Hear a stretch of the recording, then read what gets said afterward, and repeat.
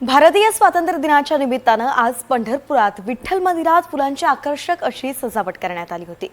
पुण्याच्या मोरया प्रतिष्ठानचे सचिव अण्णा चव्हाण यांच्या माध्यमातून तिरंगा रंगाची सजावट करण्यात आली। शिवाय विठ्ठलाला आणि रुक्मिणी मातेला तिरंगी रंगाचा शेला सुद्धा परिधान करण्यात आला होता। महत्त्वाचं म्हणजे तिरंग्या रंगाच्या फुलांचा हा पुष्पहार करून सुद्धा परिधान करण्यात आला आणि म्हणून एरवी विठ्ठल भक्तीमध्ये रंगणारा विठुराया आज मात्र देशभक्तांच्या रंगामध्ये धावून निघाला होता। आणि याचा आढावा घेतलाय आपले प्रतिनिधी संकेत कुलकर्णी यांनी। पाहूयात।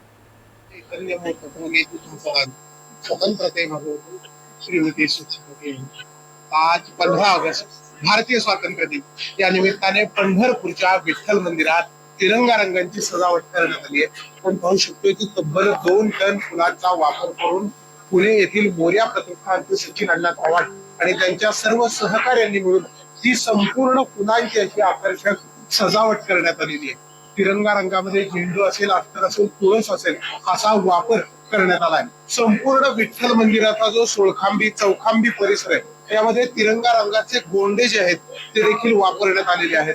त्यामुळे एरवी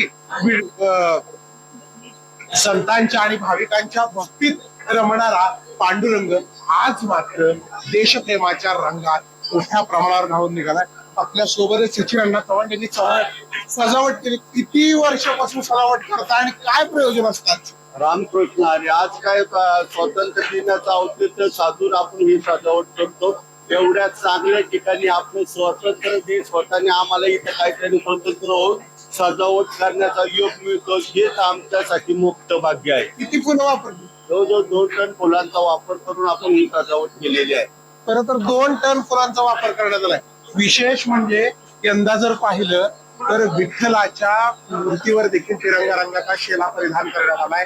तिरंगा रंगाचा पुष्पहार घालण्यात आलेला आहे। त्यामुळं तिरंगा रंगाच्या रंगात विठुराया आज सजलेला आणि नटलेला दिसतोय।